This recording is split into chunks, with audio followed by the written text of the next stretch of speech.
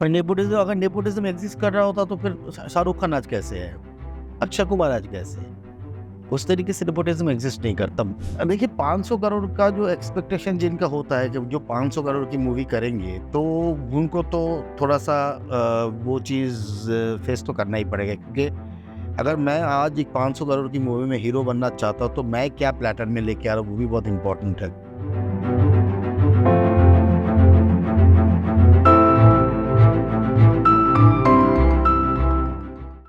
Welcome to the Crazy Tales Uncut podcast here, and we have a very interesting guest with us here, and he is one of the finest actors in Indian cinema.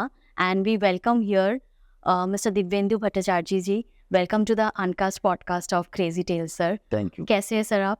मैं बिल्कुल बढ़िया हूँ, आप कैसे हैं? बस बढ़िया sir. Sir हम जानना चाहेंगे sir, who is Divyendu Bhattacharjee as a person? How do you define yourself, sir? ये आपके सामने बैठा हूँ, जैसा हूँ वैसे ही। दिव्येंदु भट्टाचार्य एक गृहस्थ वाला आदमी है, घर गृहस्थी संभालता है, कामकाज करता है, खाना बनाता है, सब कुछ करता है और बस, और मज़े में रहता है। सर थोड़ा सा अपने पर्सनल लाइफ के बारे में बताइए। अर्ली लाइफ आपकी कैसी थी, फैमिली के बारे में थोड़ा सा बताइए सर, कहाँ से आपने शुरुआत किया था?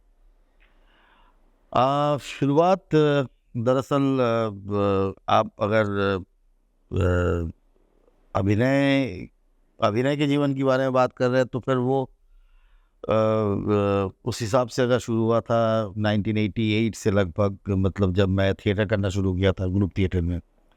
फिर उसके बाद I was awarded best actor by time 1993, then national school of drama, then NSD repertory company, then फिर मुंबई फिल्म इंडस्ट्री। सो उस हिसाब से हुआ था। और बाकी जीवन ऐसा रहा है कि मस्ती में रहा है बिल्कुल, जैसे एक हिंदुस्तानी बच्चे का रहता है। और गांव देहात भी थे हमारे और शहर भी था, तो एक ऐसी जगह में मैं पला बड़ा हूँ जहाँ वो इनका कोई एग्जिस्टेंस था, मतलब दोनों के एक तरफ, जैसे कि अगर आप देखें कि मऊ विहार की तरफ, अगर उस तरफ नजर की तरफ चले जाएंगे तो आपको शहर भी दिखेगा और आपका बाहर खेत खलियान भी दिखेगा। तो ऐसा ही जगह में मैं पैदा हुआ था, तो शहर भी था और अपना तो खेत खलियान, गांव देहात, ऐसा दोनों का एक मर्जर था। ऐसी जगह में मैं पैदा हुआ था और ऐसी जगह में पल उसके बड़ा किया गया मुझे। तो एक मज़ेदार बचपन था। सर आपकी जो कैरेक्टर्स रही है, जैसे आपने अनदेखी जैसा अभी हमने देखा, तो उसमें एक बहुत स्ट्रॉन्ग कैरेक्टर था एज ए पुलिस ऑफिसर, और आपने पोचर जैसी मूवीज़ भी आपने किया। सर जब आप वो कैरेक्टर्स करते हैं, कौन कौन सी चीज़ें होती है जो आप दिमाग में रखते हैं, और आपको कैसा, मतलब कौन सा आपका सबसे बेस्ट कैरेक्टर था जो आपको प्ले करके अच्छा लगा? ऐसा बेस्ट कैरेक्टर तो होता नहीं है, मतलब हर एक किरदार में आप कुछ ना कुछ अपना पर्सनल ट्रिक्स डालते हैं और हर एक किरदार में आप, मतलब किसी किरदार को आप अनछुआ नहीं रहने देते, मतलब उसमें कुछ ना कुछ आपका पर्सनल ट्रेड या फिर अपना क्योंकि हर एक कैरेक्टर जो है वो एक जीता जागता इंसान होना चाहिए। अगर वो जीता जागता इंसान ना हो तो आप उससे रिलेट ही नहीं कर पाएंगे।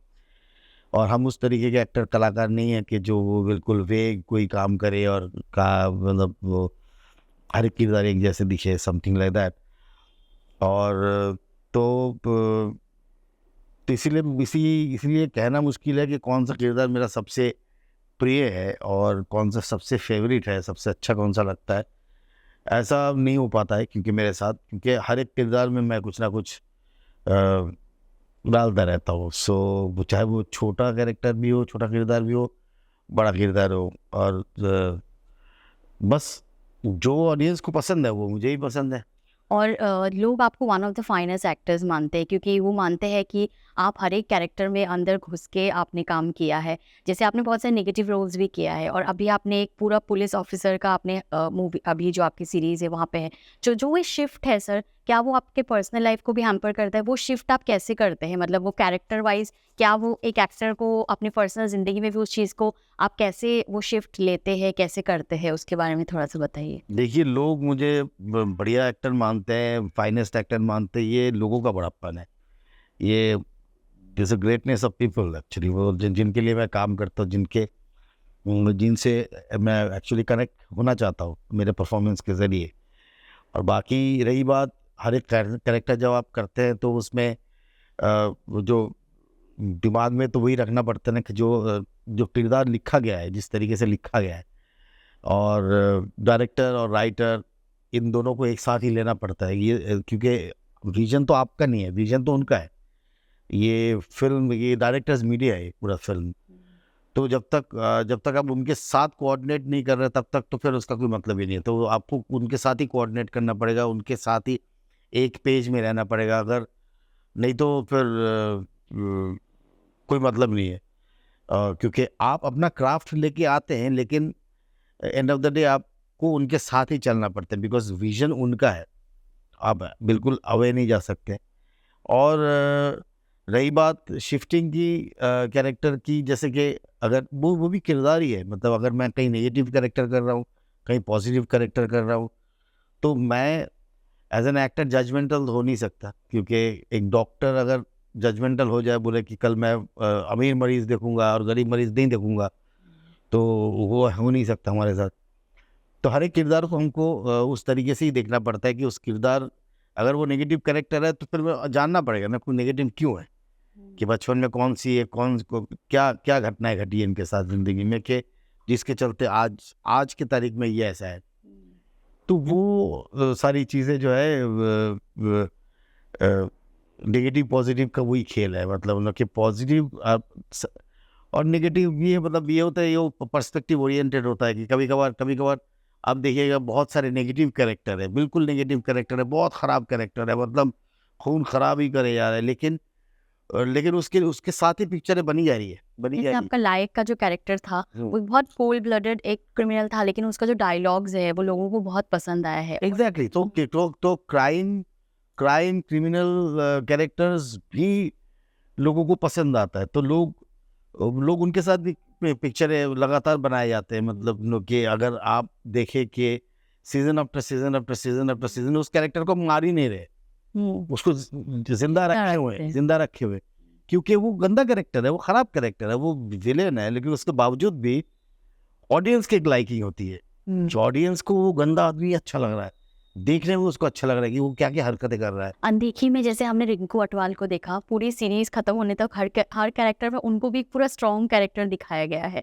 उसके साथ ही साथ जो आप उनको चेस कर रहे थे हर सीरीज में, तो वो एक था कि एक पुलिस और एक क्रिमिनल के बीच का जो जो रैट रेस चल रहा था, तो वो लोगों को ऐसा लगता था कि हर सीरीज में वो क्रिमिनल बच जाता था। मतलब हर कोई वो होने के बाद भी वो बच जाता। तो आपको क्या लगता है कि वो पुलिस का जो कैरेक्टर था वो और स्ट्रॉन्ग हो सकता था, या फिर उसमें कुछ चेंजेस कर सकते थे आगे सीरीज? मैं इसमें मेरा कोई हाथ नहीं, ये स्क्रिप्ट राइटर का हाथ है। और जो चैनल होता है, उनका जो पोर्टल होता है, जिनका होता है, वो जो लिखते हैं, जो शो बनाते हैं, उनका हाथ होता है। अपना काम बस उसको करने का होता है। So it was a very interesting character sir, जो आपका पुलिस का जो कैरेक्टर रोल आपने प्ले किया है, it was really very nice. Sir कुछ बताएंगे जो नए एक्टर्स हैं जो इस इंडस्ट्री में आना चाहते हैं, कुछ आप उनको कुछ मैसेज देना चाहेंगे कि वो किस तरीके से इस चीज़ को लेके चले? जो नए एक्टर्स इंडस्ट्री में आते हैं तो उनको आज, मतलब एक्चुअली आज की तारीख में एक सिस्टम है इंडस्ट्री में। पहले हमारे ज़माने में कास्टिंग डायरेक्टर्स का टाइम था नहीं, मतलब कास्टिंग डायरेक्टर्स होते नहीं थे, तो इसलिए आपका कोई ऐसे पर्टिकुलर दिशा नहीं था कि आप किस तरफ जाएंगे, क्या जाएंगे।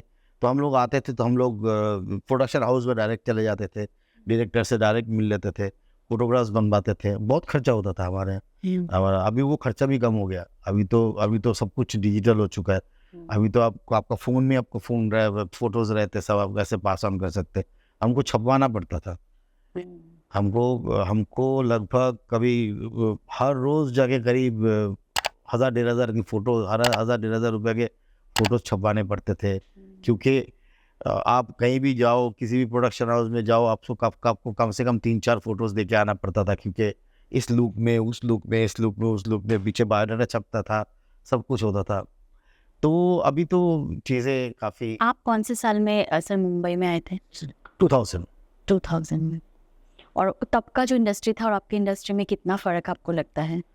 तब क्या है, आपकी इंडस्ट्री में एक अपना डायरेक्टर्स और एक्टर्स के बीच में कास्टिंग डायरेक्टर्स आ गए, जो कि एक बहुत ही महत्वपूर्ण पोजीशन है, जो आपका वो ब्रिज का काम करते हैं, जो जिनके पास डेटा बैंक होता है। तो आज पहले ज़माने में डायरेक्टर्स डायरेक्ट कास्ट करते थे। पहले ज़माने में हम, जैसे कि मैं भट्ट साहब से मिला था डायरेक्ट जाके, विक्रम भट्ट से मिला था, तो उन्होंने मुझे डायरेक्ट कास्ट कर लिया था। तो वो अनुराग कश्यप से मिला था, अनुराग कश्यप ने मुझे डायरेक्ट कास्ट कर लिया था। तो बहुत सारे मतलब कि सिद्धार्थ श्रीनिवासन मेरा दोस्त है, उसने डायरेक्ट कास्ट कर लिया था। अभी मेरा दोस्त है पंकज अडवाणी, उसने डायरेक्ट कास्ट कर लिया था। तो पहले ज़माने में डायरेक्ट कास्ट हो जाता था, क्योंकि आप एक बार मिले, 2-3 बार वो उनके दिमाग में चल रहा है और वो उसने कुछ लिखा, तो आप मैच हो गए उसमें, वो आपको डायरेक्ट कास्ट कर लेते थे। अभी अभी वो सिलसिला ख़त्म हो चुका है। अभी वो लगभग, अभी हर एक डायरेक्टर जो है वो कास्टिंग डायरेक्टर के थ्रू ही कास्ट करते हैं। तो लगभग that is the modus operandi. Sir पहले जैसे एक्टर्स को जो हम देखते थे, एक मेन फ्रेम एक्टर होता था और जो ट्रेडिशनल एक लगता है कि एक हीरो वाला लुक है, वो बहुत ज़्यादा चेंज हुआ है आज के टाइम में। People are liking more documentary films जो विलेजेस को कनेक्ट करती है, कि जैसे पंचायत भी है, गुल्लक है, इस तरीके की मूवीज़ को भी लोग पसंद कर रहे हैं। और जो एक आपको लगता है कि जो एक फ्रेम ऑफ माइंड था एक्टर्स को लेकर के, जैसे दिखने में बहुत अच्छा है एक्टर या टॉल है, क्या वो चेंज हुआ है लोगों के माइंडसेट में, या फिर लोग अब सिर्फ वो रियल एक्टर को पसंद कर रहे हैं, उनकी एक्टिंग को पसंद कर रहे हैं आज के टाइम में? जी ऑफ कोर्स, मतलब पहले एक ज़माने में एक बहुत लंबा सा वक्फा रहा, जिस वक्फे में आप देखिएगा कि एक फार्मूला फिल्म्स बनते थे बस। इनके एक फिल्म शुरू होती थी, उसके बाद नाचा गाना डांस, ये हुआ, फिर फाइटिंग हुआ, फिर मतलब फैमिली में फूट डाला गया, फिर फैमिली इकट्ठे हुए। तो वो एक फार्मूला होता था, वो फार्मूला काम करे या ना करे, कभी कोई काम कर जाते थे, कभी कोई उसमें से कोई हीरो की वजह से, कोई जो बॉक्स ऑफिस लेके आया उसकी वजह से काम कर गया, दूसरे हीरो जो बॉक्स ऑफिस नहीं ला पा रहे उसके लिए वो काम नहीं किया, लेकिन पिक्चर दोनों एक जैसी है। लेकिन और उनकी इर्द गिर्द कुछ एक्टर्स होते थे, एक्टर होते थे, जो बुआ, जो दादा बुआ, पीर, अपना क्या कहते हैं, नाना चाचा दोस्त, ये सब बनते थे। वो बढ़िया एक्टर्स होते थे, उनमें कैरेक्टर होता था। तो और बाकी जो हीरो हीरोइन है वो तो वैसी ही है, मतलब जो उनको वो जैसे वैसे ही उनको करना है। और सर जैसे आप, क्या दिव्येंदु भट्टाचार्य जी स्पिरिचुअल है? आप स्पिरिचुअल है सर? आप डेस्टिनी को बिलीव करते हैं? बिल्कुल बिल्कुल, मैं बहुत स्पिरिचुअल आदमी हूँ। डेस्टिनी को भी बिलीव करता हूँ, कर्मा को भी बिलीव करता हूँ, कर्मा में बिलीव करता हूँ और सर्व धर्म में बिलीव करता हूँ। मैं किसी भी, मैं एक चीज़ में बिलीव करता हूँ कि जितना मत है उतना ही पथ है। सो तो जाना तो निर्वाण की तरह है, मतलब तो कोई भी रास्ता। और सर आपकी लाइफ में one of the biggest moments जो आप हमेशा चेरिश करते हैं, जो आपकी लाइफ में आपको लगता है ये आपकी सबसे बिगेस्ट अचीवमेंट है, वो कौन सा है? बिगेस्ट अचीवमेंट उस तरीके से फैमिली लाइफ में मेरा मेरा बच्चे का पैदा होना, ये मेरा बिगेस्ट अचीवमेंट है। मेरा बेटा पैदा हुआ तो मुझे बहुत खुशी हुई थी, मेरी बेटी पैदा मुझे बहुत खुशी हुई। तो ये सब बिगेस्ट अचीवमेंट है। जब मैं नेशनल स्कूल ऑफ ड्रामा में मुझे दाखिला मिली तो वो भी एक अचीवमेंट था। तो जब जब मुझे बेस्ट एक्टर का अवार्ड मिला IPTA के द्वारा 1993 में, वो भी एक अचीवमेंट था। तो अचीवमेंट, छोटा मोटा अचीवमेंट तो रहा ही है, मतलब। और सर आपको बंगाली मूवीज़ आप कितना पसंद करते हैं? आपका शायद लाइकनेस है बंगाली मूवीज़ को लेकर के। बंगाली का, मैं खुद बंगाली हूँ, सो बंगाली मतलब मेरे मेरे मॉम डैड, मेरी सिस्टर, ये लोग सब कलकत्ता में हैं। हालांकि मेरी मॉम की डेथ होगी 2021 में। तो ये हमेशा सोचती थी कि मैं बंगला में क्यों नहीं काम करता, मैं इधर क्यों काम करता। तो उनको मैं ये कभी समझा नहीं पाया, क्योंकि मैं इधर इसीलिए काम कर रहा हूँ क्योंकि इधर मुझे काम मिल तो बंगाली फिल्मों में मैंने बहुत काम किया है और काम करने की इच्छा है। तो देखना हो नहीं पाता काफ़ी, क्योंकि मैं खुद के काम ही खुद नहीं देख पाता हूँ, और मेरा एंटरटेनमेंट काफ़ी डिफरेंट किस्म का एंटरटेनमेंट है। जब मैं जो मैं देखता हूँ, मैं फिल्में नहीं देखता हूँ, मैं ओके। बहुत कम देखता हूँ, मैं डॉक्यूमेंट्रीज देखता हूँ, मैं स्पोर्ट्स बहुत देखता हूँ, मैं नेशनल जियोग्राफी से लेके एनिमल प्लैनेट, डिस्कवरीज, ये सब बहुत देखता हूँ। तो मेरा, और मैं सिनेमा या सीरीज जब होता है तो वो मैं तो रिकमेंडेशन के ज़रिए ही देखता हूँ, कि कोई अगर किसी ने अगर कहा है कि यार ये देख ले यार बहुत अच्छा है, तभी मैं देखता हूँ। अदरवाइज क्योंकि अभी तो लकी ड्रॉ हो चुका है, अभी तो सब कुछ आप देख नहीं सकते, क्योंकि 10-15 मिनट देखने के बाद ही आपको लगता है कि यार बहुत ख़राब है, बंद कर दो। वायलेंस भी बहुत ज़्यादा हो गया है तो। वायलेंस बिकॉज अभी वो सिर्फ सेम रिपीटेशन पैदा हो गया। मतलब पहले ज़माने में, मतलब जैसे कि मैं आपको बोलूँगा कि ये मतलब ये ओटीटी स्पेस भी अभी वो मेन स्ट्रीम स्पेस जैसा होने लग गया। फिर लोग मतलब पहले ज़माने पहले होता जैसे अगर एक लगान हिट हिट होने जाने के बाद अब सारे प्रोड्यूसर्स लगान बनाने की कोशिश करते थे। एक दिल चाहता है हिट हो जाने के बाद सारे प्रोड्यूसर दिल चाहता है बनाओ। तो एक शोले हिट हो जाने के बाद सारे प्रोड्यूसर बोले शोले ही बनाओ। तो इधर भी वैसे ही हो चुका है कि वैसे ही करो, वैसे ही करो, वैसे ही करो। और एक चीज़ जो है, जो टेलीविज़न है हमारा, जो टेलीविज़न में जो श्रेष्ठ एक कॉन्सेप्ट चला था कि घर के औरतों को दिखानी है, तो खाना बनाते लौकी छीलते हुए भी वो देख रहे हैं, तो वो बाहर उठ के भी जाए वापस भी आए, तभी भी उनको कुछ फ़र्क नहीं पड़ता था, क्योंकि सीन वैसे ही चल रहा, वही चल रहा है। क्योंकि आप बाहर उठ के चले गए तभी भी उसी क्लोजअप में जांग जांग जांग जांग 4-25 क्लोजअप लग रहा है। तो इसका मतलब क्या, वो कहानी में कोई कोई दम ही नहीं होता था, वो स्ट्रेट एक वो सोप होता था। अभी हम उसमें भी अपना ओटीटी स्पेस में भी टेलीविजन टेलीविजन करने की कोशिश कर रहा मोनोटोनस है, हो गया है। टेलीविजन करने की कोशिश कर रहा है। तो ये ये इवेंचुअली होगा, ये आप नहीं बच सकते, आप कॉमर्स से और बिजनेस से नहीं बच सकते। और कुछ कुछ चीज़ें हैं जो कि अ, आपको आप इवेंचुअली करेंगे ही उस चीज़ को, उसका। और सर ऐसे कोई एक्टर जिनको आप पसंद करते हैं, जिनका काम आपको अच्छा लगता है, या ऐसा कोई पहले के एक्टर्स जिनको आप एडमायर करते हैं? बहुत है, बहुत है, बहुत है। हाल ही में इरफान भाई को मैं बहुत पसंद करता था, नसीरुद्दीन शाह को मैं बहुत पसंद करता हूँ, ओम पुरी साहब को मैं बहुत बहुत पसंद, नसीर भाई तो मेरे मेरे टीचर भी रहे, पंकज कपूर मेरे टीचर रहे, उनको भी मैं बहुत पसंद करता हूँ। इसके अलावा रघुवीर यादव से लेकर इतने बड़े बड़े एक्टर्स हैं, वो सब धाकर धाकर, इवन बंगाली फिल्मों में उत्तम कुमार, सौमित्र चैटर्जी से लेके इतने बड़े बड़े एक्टर्स थे, सबको मैं बहुत पसंद करता हूँ। पहले ज़माने में मोतीलाल को मैं बहुत पसंद करता था, बलराज साहनी को मैं बहुत पसंद करता हूँ। सो सर और वर्क लाइफ बैलेंस को आप मैनेज कैसे करते हैं? मैनेज करने की ज़रूरत ही नहीं है, जब जब काम है तो काम करता हूँ, जब घर में रहता हूँ तो बिल्कुल चिल करता हूँ, अच्छा। मज़े मज़े करता हूँ। अपनी सर तो एक ऐसी कोई कहानी बताइए सर जो आपको मतलब हमेशा याद रहता है, one of your memorable moments. कहानी तो life is full of stories. अब कहानी, आपको एक कहानी तो क्या बताया, तो मतलब बहुत सारी कहानियाँ लाइफ में, ज़िंदगी में। एनएसडी का दाखिला ही भी एक कहानी है। मतलब जब मुझे पता चला कि एनएसडी जाना है, और एनएसडी में ग्रेजुएशन मास्ट है, क्योंकि ये पोस्ट ग्रेजुएशन डिप्लोमा है, तब मैं ऑलमोस्ट लाइक ग्रेजुएशन मैंने डिसाइड कर लिया था कि मुझे पढ़ाई करनी ही नहीं है, ग्रेजुएशन करना ही नहीं है। क्योंकि क्या कर रहा हूँ मैं ग्रेजुएशन करके, क्या मुझे जो पढ़ाई कर रहा हूँ मैं, मुझे बिल्कुल उसमें कोई दिलचस्पी नहीं है। फिर जब मुझे पता चला कि एनएसडी में जाने के लिए ग्रेजुएशन की ज़रूरत है, तब मैंने ग्रेजुएशन ख़त्म किए। ग्रेजुएशन ख़त्म करने के लिए फिर एनएसडी गए, फिर एनएसडी का दाखिला मिला तो बहुत मज़ा आया। तो वो भी एक स्टोरी है। तो बहुत सारी और सर जैसे मूवी इंडस्ट्री में लोग नेपोटिज्म को बहुत ज़्यादा वो करते हैं, एक हाइप है कि जो आउटसाइडर्स है, जो आउटसाइड के एक्टर्स है, उनको कहीं ना कहीं ये चीज़ फेस करना पड़ता है, एक लॉबी है। सर उसके ऊपर आप क्या कहना चाहेंगे? What is your take in that?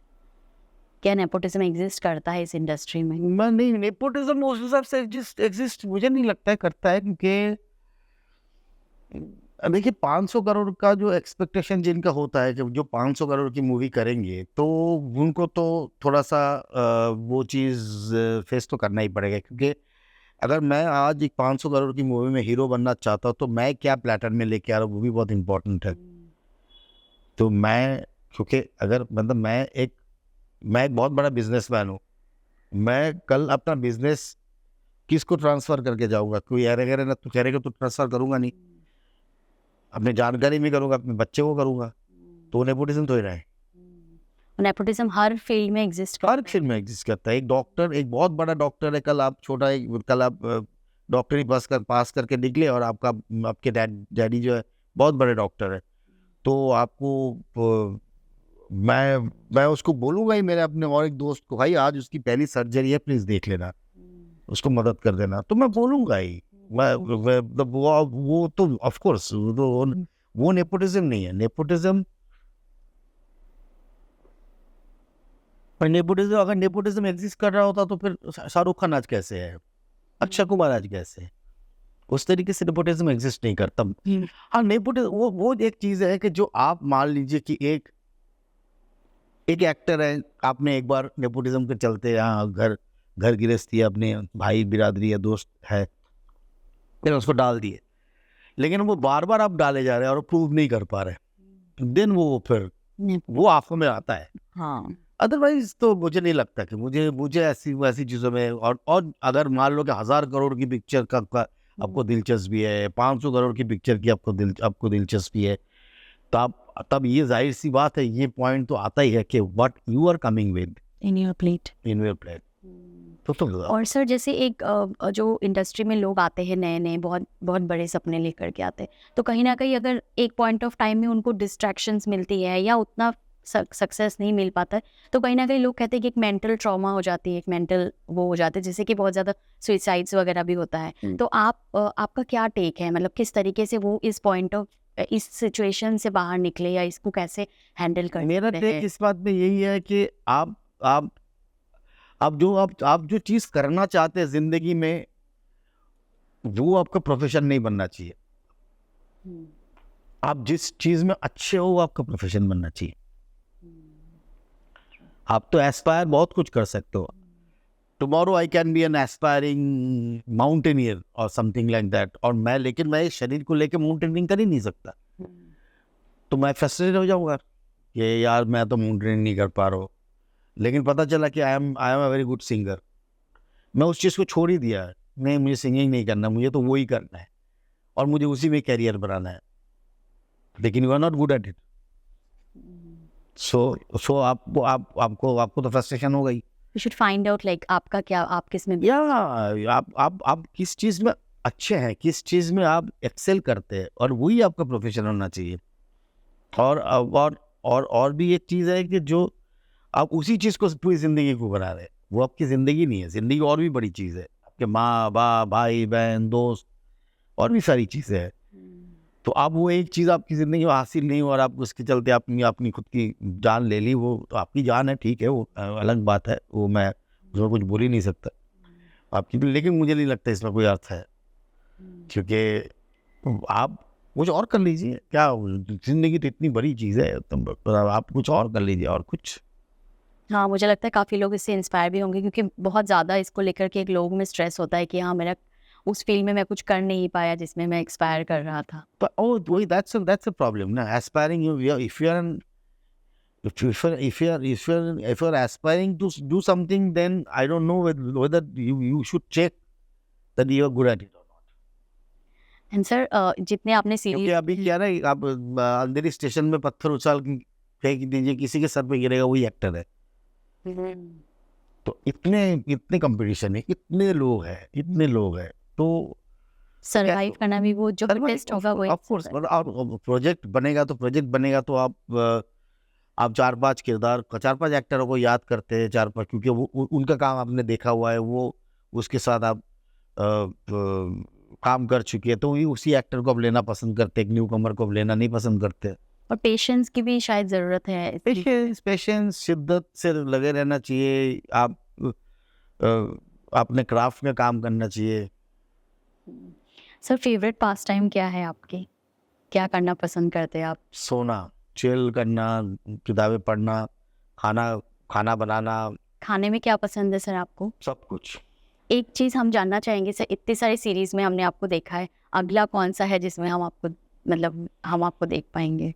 अगला कौन सा है, देखिए ये एक्चुअली आज की तारीख में ना बताना बहुत मुश्किल हो जाता है, क्योंकि वो एक कोड ऑफ कंडक्ट है, मतलब जो आप बता नहीं सकते कि जब तक ऑफिशियल अनाउंसमेंट नहीं होता। लेकिन कुछ कुछ चीज़ें हैं जो ऑफिशियल अनाउंसमेंट जिन चीज़ का हो चुका है तो वो आप बता सकते हैं। जैसे कि अभी right now I am shooting for a film call Gulabi. I have just finished one film call Ek Ruka Hua Faisla. I have just finished one series called Grihalakshmi. So ये सब आएंगे इवेंचुअली, और हम सब वेट करेंगे कि जल्दी हम देख सकें। हम भी वेट कर रहे हैं। And everyone would like to work with you sir, बहुत सारे लोग हैं जो आपके साथ काम करना चाहे, ऐसा कोई एक्टर जिसके साथ आप चाहते हैं कि आप काम? नहीं, पहले आप मुझे बताइए वो कौन लोग हैं जो मेरे साथ काम करना चाहते हैं। काफ़ी लोग हैं सर। तो उनका लिस्ट आप लेके आइए, मुझे बहुत खुशी होगी, क्योंकि मैं जानना चाहता हूँ कौन मेरे साथ काम करना चाहता है, क्योंकि मैं भी उनके साथ काम करना चाहता हूँ। तो मैं मतलब जो मेरे साथ काम करना चाहते हैं मैं उनके साथ काम करना चाहता हूँ। ठीक है सर, ठीक है। बस मैं ये कहना चाहूँगा, क्रेजी टेल्स देखिए आप लोग, और एक पॉडकास्ट है, और बहुत ज़िंदगी कहानियों से भरी हुई है। तो हर एक किरदार, हर एक पर्सनालिटीज़ की ज़िंदगी में कहानी है, और कहीं ना कहीं वो कहानी अगर आपसे रिलेट होती है और कहानी से आपको कुछ मदद मिलती है तो शायद वो एक अच्छी बात रहेगी। सो क्रेजी टेल्स देखिए, और देखिए, और सब्सक्राइब कीजिए। Thank you. Thank you so much sir for giving us your precious time. Thank you. Thank you. Thank you so much. God bless you.